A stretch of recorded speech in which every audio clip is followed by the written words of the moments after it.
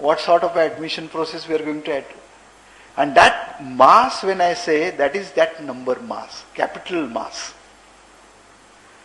And education also has become important driver's seat. And this is gap between developed and developing nation. I did not talk too much about that. And people in country like India, getting education has two meaning. I get social identity.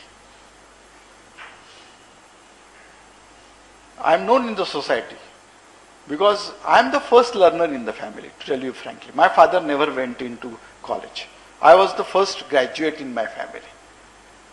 And what was the important, everybody said, oh, my son has become graduate. Today there are several such families whose children also are first generation learners. Our families, you don't think, because we are educated, our children are educated, but there are 70% of the families who still are looking for opening in the higher education. And they are going to come. So they are first generation learners. So they feel proud. And second important thing, they feel that if my child gets educated, then it is one way of enhancing my economy, more salary, so my family's living standard goes up. And that is where we are struggling in the universities. We are really not finding the answers, you see. We are not really addressing. Actually, we have closed our mind of these things. In fact, that is a big challenge as a teachers or as a managers of education. We must continuously deliberate on these issues.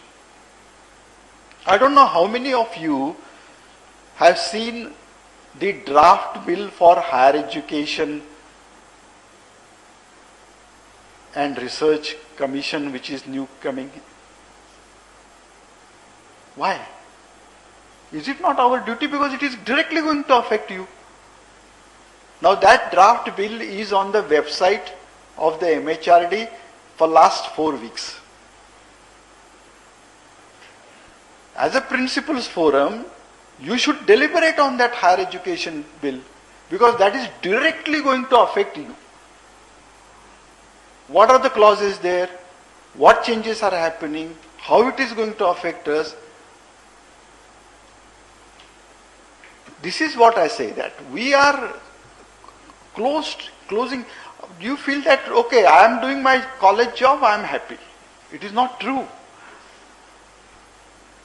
It is true if we go out and start doing the things. And I would request President, please hold brainstorming session on this new bill. Otherwise, we are our own enemies. Mind your words, my words. Because if we are not looking at that, and then when that bill comes and then you feel all things are wrong, then who are responsible for that? We are responsible because we did not give our feedback to the task force. It is not yet formed. It is a draft bill, and if you go to the website, he said it is a draft report submitted by the task force which will be converted into the bill and it will go before the parliament in the winter session this year. They want to bring it in the monsoon session, but that may not happen. So my request to all of you would be to seriously look into those bills because they are directly going to affect working of you.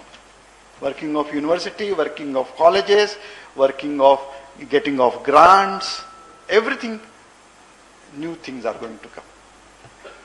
Let me go ahead. What is the change global scenario? I said today knowledge is at core of all development efforts. In advanced economic and social well-being in all developed, developing and emerging nations.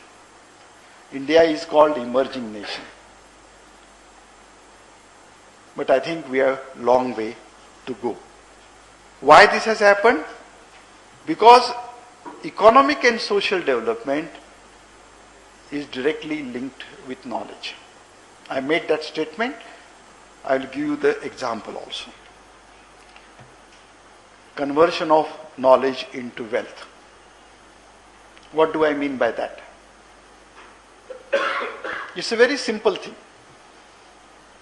See, today, this is a bottle of mineral. Now somebody has produced it. What is they must have done? They have taken water, maybe 3,000 feet below the surface, and then treated, and then bottled, and being sold. So, some microbiologist, some chemical engineer, some mechanical engineer, some processing person, BTech, and packaging person, they put all their knowledge and converted this into a product. And in a way it is a tragedy, in a way it is very interesting. Tragedy because today even clean water is available at higher cost than milk.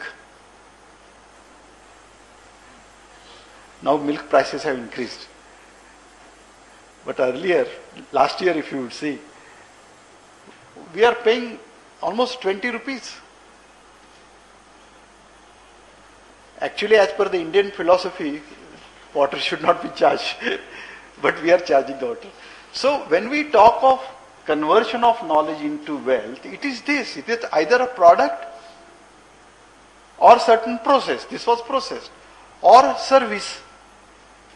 What Sunil Talati was doing was giving a service. As an income tax consultant, he is going to give you a service by using all his knowledge of income tax. But for that, he is going to charge you.